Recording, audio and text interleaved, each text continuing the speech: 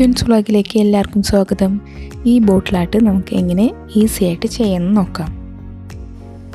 ഞാനിവിടെ കളർ ബോട്ടിലാണ് എടുത്തിരിക്കുന്നത്. വൈറ്റ് കളർ ബോട്ടിലാണെന്ന് വെച്ചാൽ അതിൽ ബ്ലാക്ക് കളർ ബേസ് കോട്ട് അടിക്കുന്നതായിരിക്കും നല്ലത്.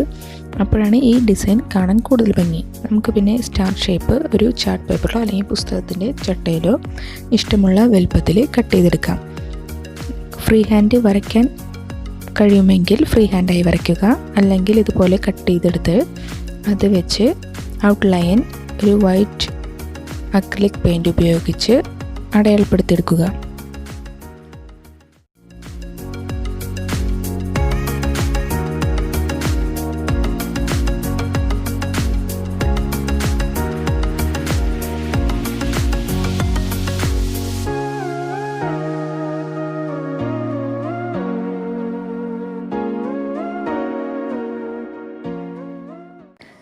ഫസ്റ്റ് സ്റ്റെപ്പ് കഴിഞ്ഞാൽ നെക്സ്റ്റ് നമുക്ക് ഇഷ്ടമുള്ള കളേഴ്സ് എടുക്കാം. ഞാനിവിടെ റെഡാണ് എടുത്തിരിക്കുന്നത്.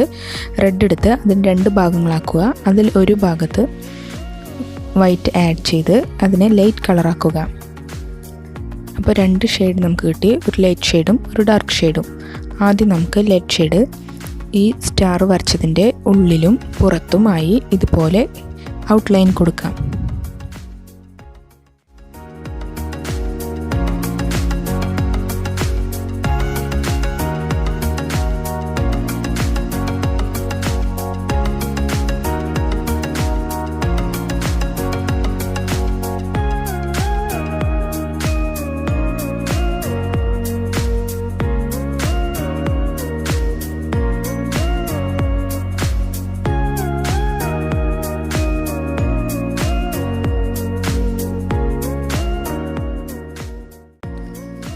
ലൈറ്റ് ഷെയ്ഡ് ചെയ്ത പോലെ തന്നെ ഈ റെഡ് വെച്ചിട്ടും അകത്തും പുറത്തുമായി ഈ കാണുന്നത് പോലെ ചുറ്റും വരച്ചു കൊടുക്കാം.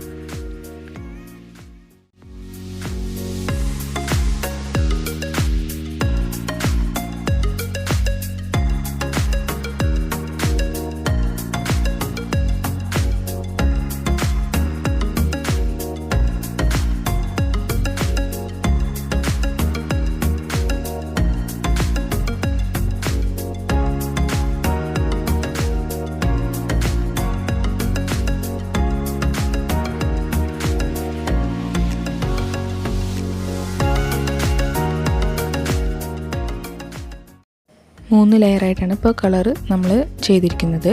ഈ കളർ ഉണങ്ങിയതിന് ശേഷം നീറ്റായിട്ടുണ്ടെങ്കിൽ ഒന്നും കൂടി ടച്ച് ചെയ്ത് കൊടുക്കുക.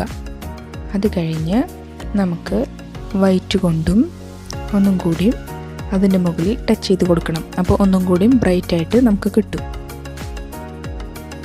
വൈറ്റ് കളർ നമ്മൾ ചെയ്യുമ്പോൾ റെഡ് കളർ ഉണങ്ങിയതിന് ശേഷം വൈറ്റ് കളർ അപ്ലൈ ചെയ്യുക. അല്ലെങ്കിൽ റെഡ് ഈ വൈറ്റിലേക്ക് മിക്സ് ആകും. പിന്നെ റെഡിൻ്റെ പോലെ തന്നെ നമുക്ക് ഇഷ്ടമുള്ള കളേഴ്സ് എടുക്കാം. അത് രണ്ട് പാർട്ടാക്കി അതിലേക്ക് ഒന്ന് വൈറ്റ് ആഡ് ചെയ്ത് ആ കളറിനെ ലൈറ്റ് ആക്കിയാൽ മതി. ഇതുപോലെ നമുക്ക് ചെറുതും വലുതുമായ സ്റ്റാർസ് ഈ ബോട്ടിൽ മുഴുവൻ ചെയ്തെടുക്കാം.